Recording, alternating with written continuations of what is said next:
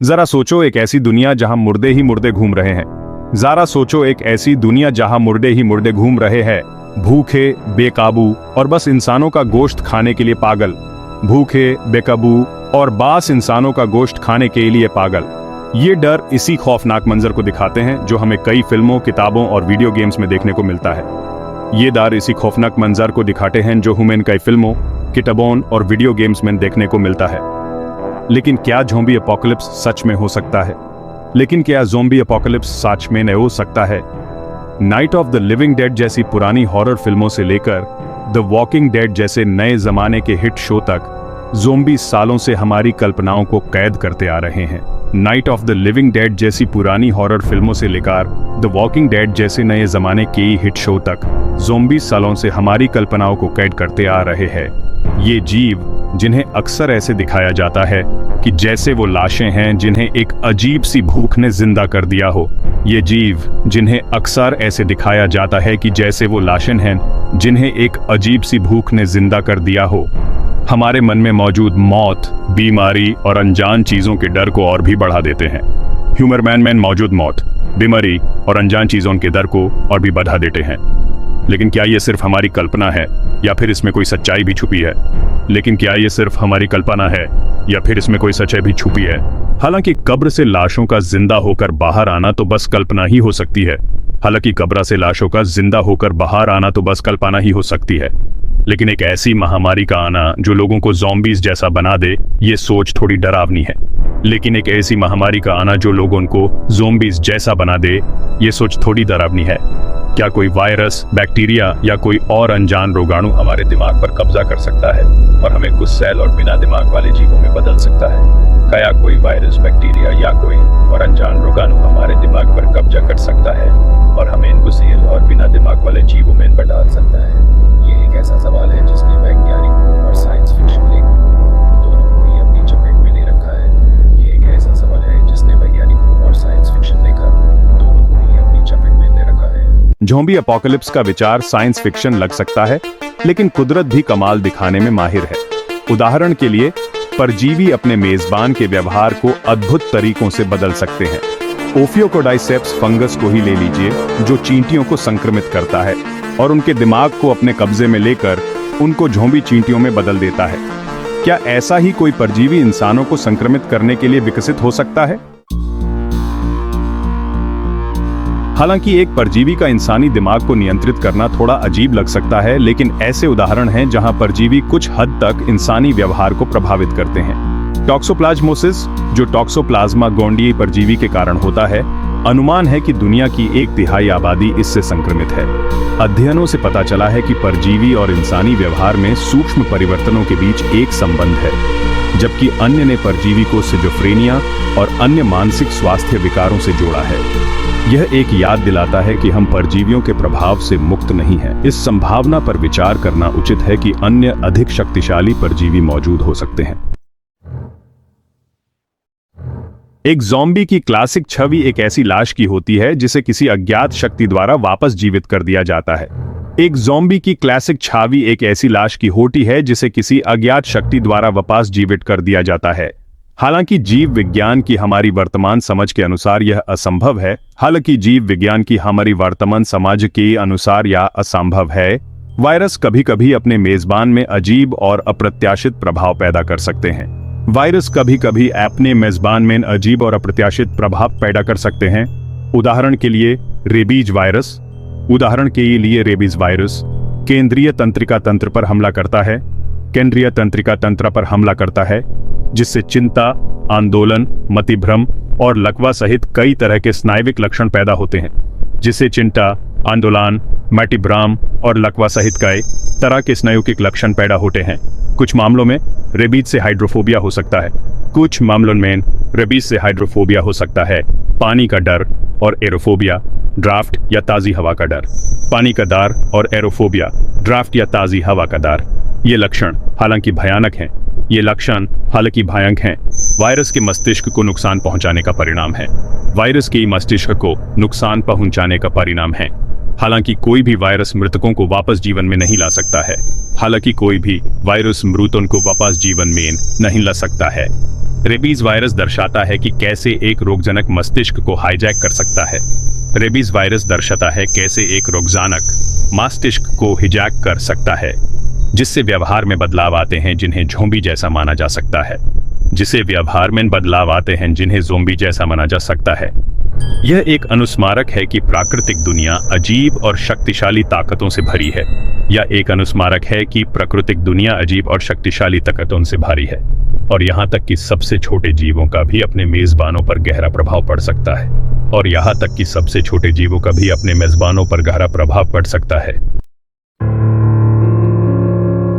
भाग 5 rabies zombie जैसे व्यवहार की एक झलक। भाग 5 रेबीज ज़ोंबी जैसे व्यवहार की एक झलक। रेबीज वायरस हालांकि भयानक है, इस बात की एक झलक पेश करता है कि कैसे एक रोगजनक सैद्धांतिक रूप से ज़ोंबी जैसे व्यवहार को प्रेरित कर सकता है।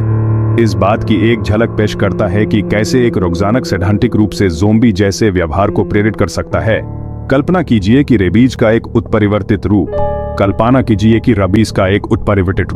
जो कहीं अधिक संक्रामक है और लंबी ऊष्मायन अवधि के साथ चुपचाप आबादी में फैल रहा है। यह काल्पनिक वायरस उच्च आक्रामकता, भ्रम और अंततः यह काल्पनिक वायरस उच्च मस्तिष्क समारोह के नुकसान का कारण बन सकता है। अपने पीड़ितों को भूख और काटने की प्यास जैसी आदिम इच्छाओं से प्रेरित करता है।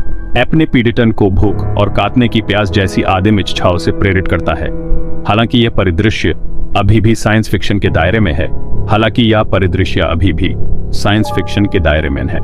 यह इस बात पर प्रकाश डालता है कि वायरस में परेशान करने वाले तरीकों से व्यवहार में हेरफेर करने की क्षमता है, या इस बात पर प्रकाश डालता है कि वायरस में परेशान करने वाले तरीकों से व्यवहार में हेरफेर करने की क्षमता है।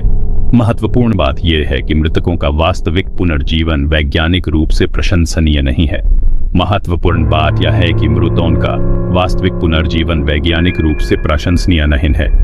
रोगजनकों द्वारा जीवित मनुष्यों का हेरफेर, जिससे हम ज़ोंबी से जोड़ सकते हैं, संभावना के दायरे से पूरी तरह बाहर नहीं है। ये एक ऐसा विचार है जो हमें विराम देना चाहिए, और विषाणु विज्ञान की दुनिया और हमारे सामने आने वाले संभावित खतरों में और अन्वेषण को प्रोत्साहित करना चाहिए।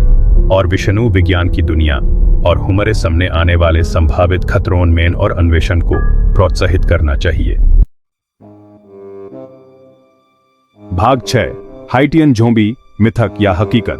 भाग 6 हाइटियन ज़ोंबी मिथ या हकीकत। वायरस और परजीवियों के दायरे से परे ज़ोंबी की अवधारणा की जड़ें लोक कथाओं और पौराणिक कथाओं में भी हैं। ज़ोंबी की अवधारणा की जादोन लोक कथाओं और पौराणिक कथाओं में भी हैं। उदाहरण के लिए हाइटियन ज़ोंबी, उदाहरण के लिए हेशियन ज़ोंबी। हाइटियन वुडू परंपरा में गहराई से अंतर्निहित एक व्यक्ति है। हेशियन वुडू परंपरा में गहराई से अंतर्निहित एक व्यक्ति है। ये ज़ोंबी मरे हुए जीव नहीं है, बल्कि ऐसे व्यक्ति हैं जिनके बारे में माना जाता है कि वे एक शक्तिशाली जादूगर या बोकोर के नियंत्रण में हैं।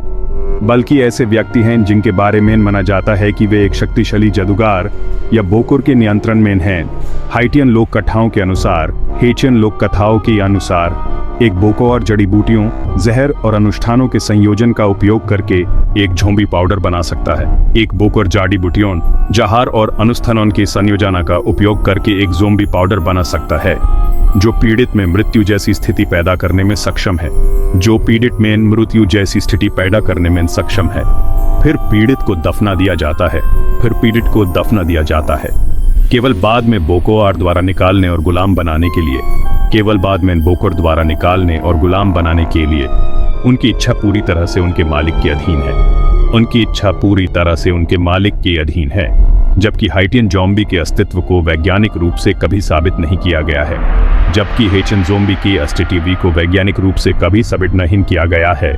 कई वास्तविक ब्यौरे और मानवशास्त्रीय अध्ययन बताते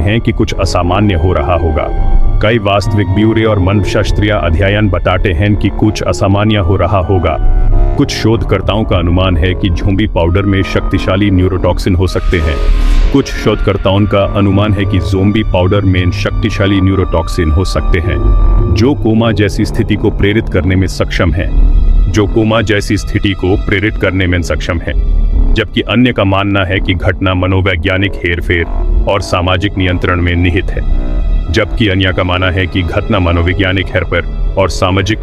निहित है।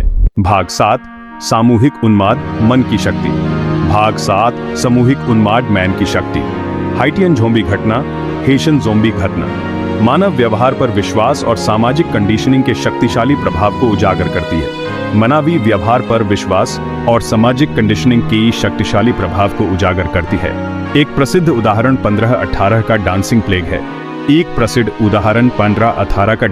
है, जहां स्ट्रासबर्ग फ्रांस में सैकड़ों लोग अकथनीय रूप से अंत तक नृत्य करने के लिए मजबूर थे।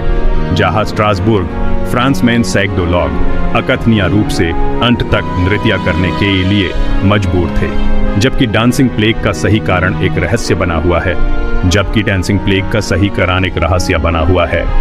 जानकारी और गलत सूचना के प्रभुत्व वाली दुनिया में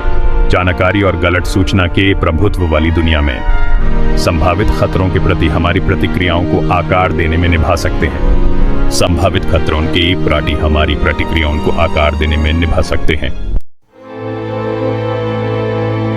भाग 8 सामाजिक पतन हमारा सबसे बड़ा खतरा।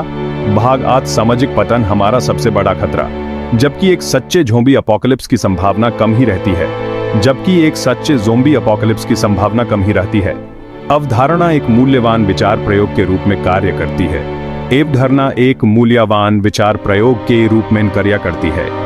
हमें अपने डर का सामना करने के लिए मजबूर करती है। और इस बात पर विचार करें कि हम एक विनाशकारी घटना का जवाब कैसे दे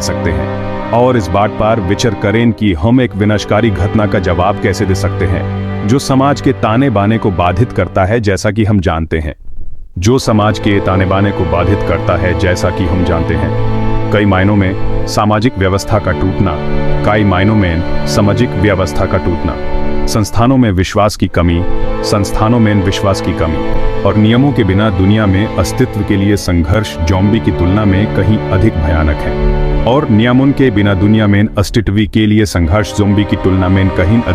है।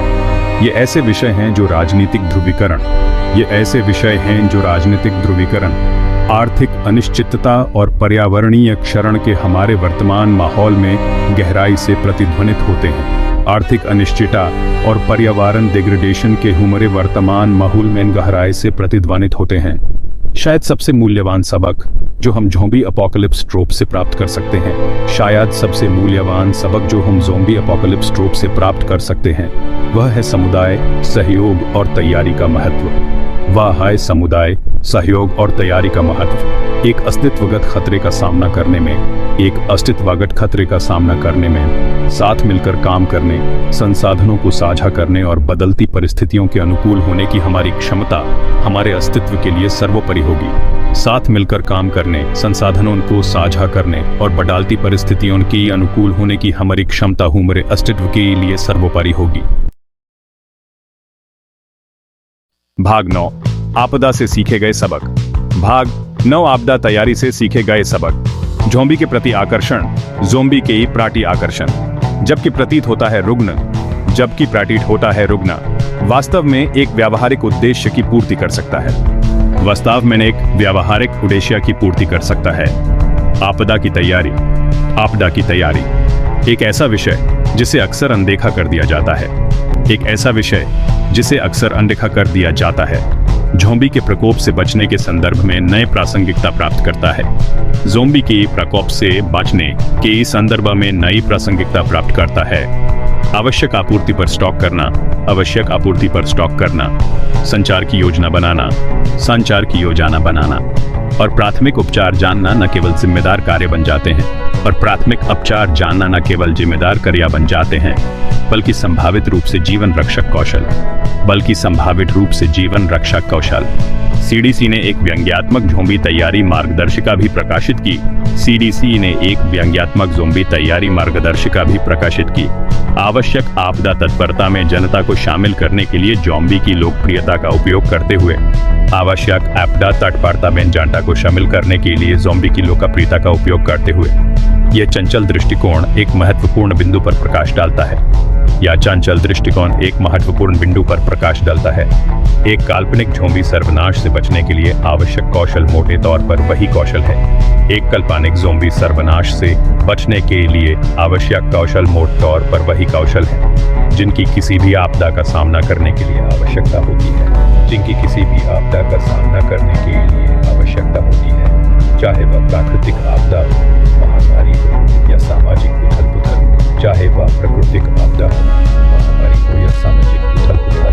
ज़ॉम्बी कथा को अपनाकर ज़ॉम्बी कथा को हम अपने डर का सामना कर सकते हैं, अपनी डर का सामना कर सकते हैं और अप्रत्याशित के लिए खुद को बेहतर तरीके से तैयार कर सकते हैं और अप्रत्याशित के लिए खुद को बेहतर तरीके से तैयार कर सकते हैं। भाग 10 द रियल वॉकिंग डेड जलवायु परिवर्तन और उसके परिणाम। भाग 10 द रियल वॉकिंग डेड जलवायु परिवर्तन और उसके परिणाम। हालांकि हमें सड़कों पर घूम रहे मरे हुए लोगों की भीड़ के बारे में चिंता करने की जरूरत नहीं है। हालांकि हमें इन सड़कों पर घूम रहे मरे हुए लोगों की भीड़ के बारे में चिंता करने की जरूरत नहीं है। वास्तविक दुनिया के खतरे हैं कि जलवायु परिवर्तन पारिस्थितिक तंत्र को बाधित करने, आबादी को विस्थापित करने और मौजूदा असमानताओं को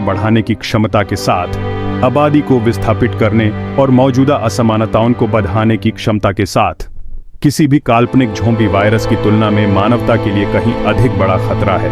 किसी भी काल्पनिक ज़ॉम्बी वायरस की तुलना में मानवता के लिए कहीं अधिक बड़ा खतरा है। भाग 11 तो क्या ज़ॉम्बी दुनिया पर कब्जा कर लेंगे? भाग 11 तो क्या ज़ॉम्बी दुनिया पर कब्जा कर लेंगे? तो क्या ज़ॉम्बी अपोकलिप्स होगा? तो क्या ज़ॉम्बी अपोकलिप्स होगा?